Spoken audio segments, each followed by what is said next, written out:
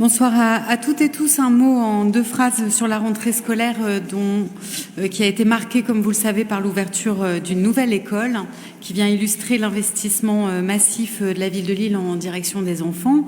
La nouvelle école Ariane Capon, une carte scolaire extrêmement dynamique avec un solde positif de 4 classes et nous sommes heureux d'avoir pu obtenir l'annulation de 2 fermetures de classes qui étaient prévues par l'Éducation nationale et ils sont revenus dessus fort heureusement à la rentrée. Une rentrée aussi aux petits soins pour les petits Lillois avec la 2e année des fournitures gratuites et la volonté du conseil municipal de maintenir les tarifs pour 45% des enfants déjeunant à la cantine.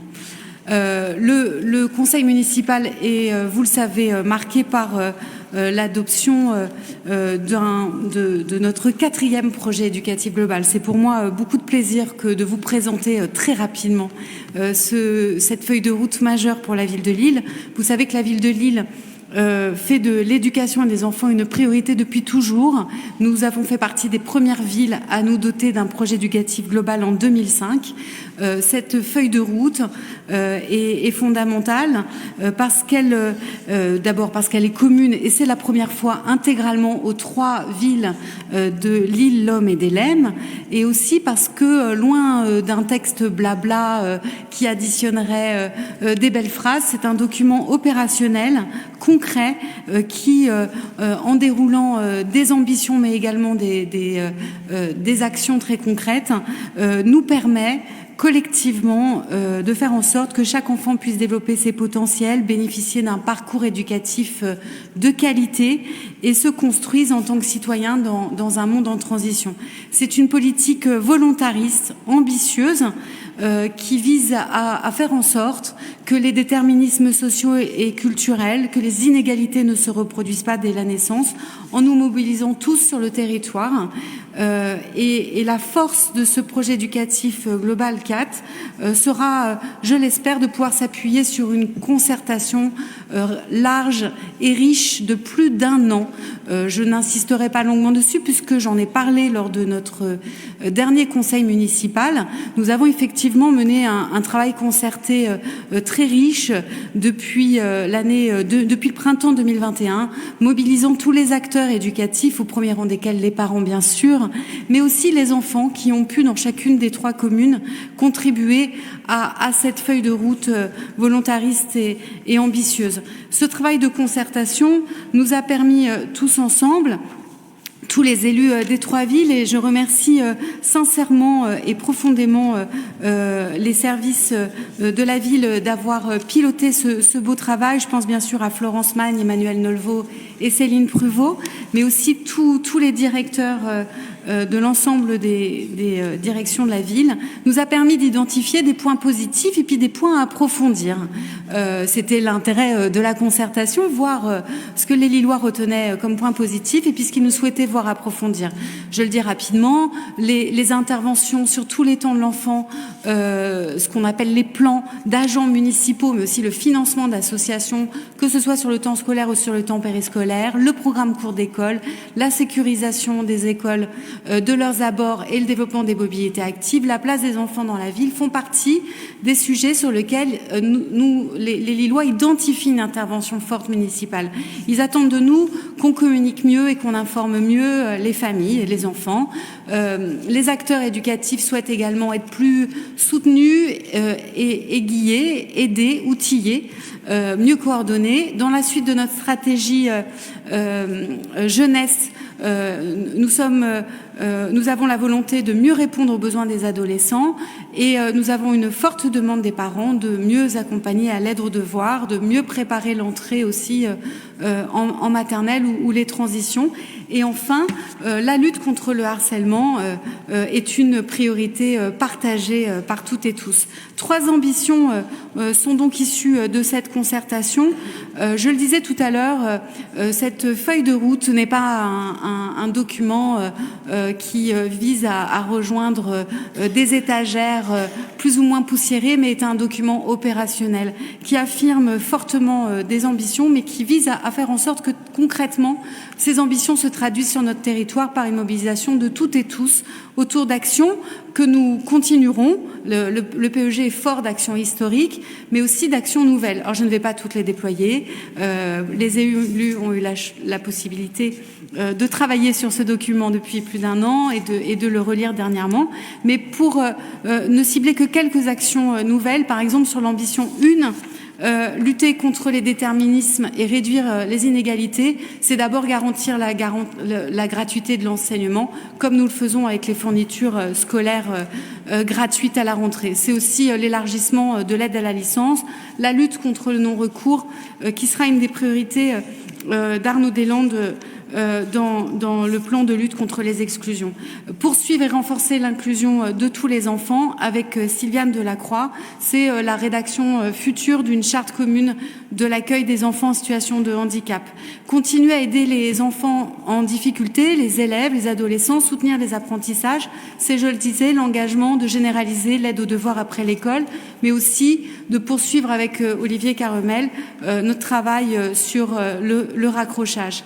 Agir dès le plus jeune âge, avec Camille Stevenard, c'est le déploiement d'un plan périnatalité, la création, l'engagement de la création d'une maison des parents, le déploiement de classes passerelles pour la toute petite enfance, mais aussi la rédaction d'une charte de bonnes pratiques commune à tous les professionnels de la petite enfance et de l'éducation.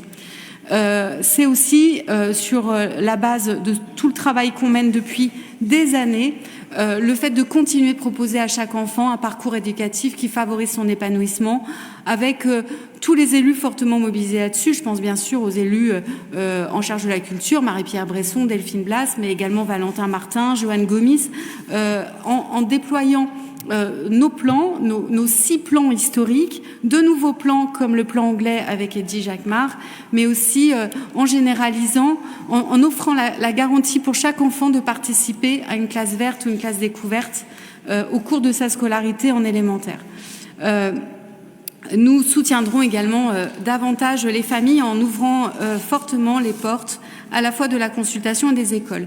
La deuxième ambition est celle qui consiste à agir sur le bien-être des enfants dans une ville durable et plus solidaire, en continuant de travailler avec Audrey Linkenheld sur le fait de faire des écoles des lieux exemplaires d'adaptation au changement climatique.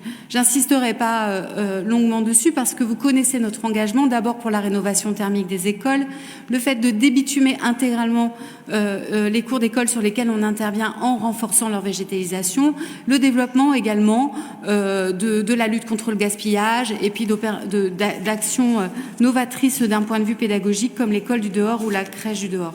C'est aussi agir pour l'accès à une éducation et à l'éducation et à une alimentation saine et de proximité, avec Karine Trottin, 100% des menus végétariens 2 fois par semaine, l'objectif de 100% de produits locaux et bio, par exemple.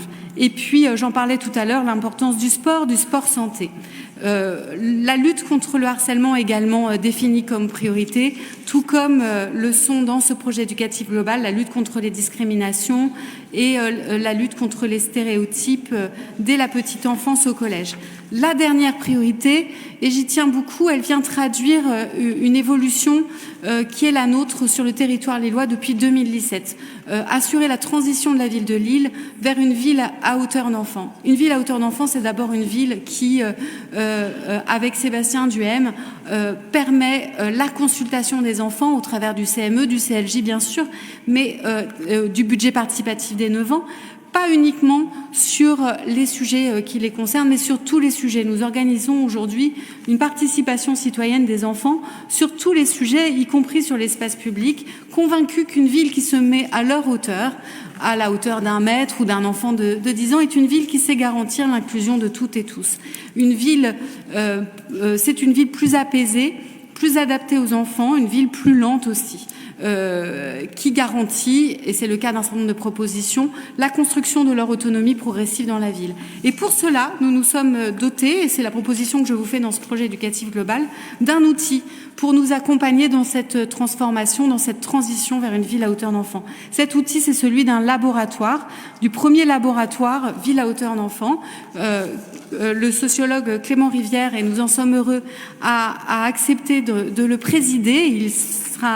Il animera associations, parents, associations locales, nationales, experts, chercheurs, pour nous permettre qu'à Lille, eh bien, la ville soit à la fois territoire d'expérimentation, qu'on puisse compiler ensemble les bonnes actions, les bonnes idées, et puis qu'on puisse ensemble aussi définir en chartant qu'est-ce que c'est qu'une ville à hauteur d'enfant, et je l'espère en labellisant des lieux ville à hauteur d'enfant. Je termine cette intervention en étant heureuse de pouvoir vous présenter une délibération qui est chère à mes yeux. C'est celle du renouvellement du titre Ville amie des enfants par l'UNICEF. Nous avions ici l'année dernière proposé notre dossier de candidature pour le renouvellement du titre. Suite au dépôt de ce dossier et à l'audition qui a été la nôtre en juillet dernier, l'UNICEF a renouvelé le titre Ville amie des enfants pour les villes de Lille, Lomme et Hellemmes. J'en suis heureuse parce que cela témoigne de notre fort engagement en direction des enfants, des familles, mais aussi ça témoigne du lien fort qui est celui de la ville de Lille avec l'UNICEF. Merci.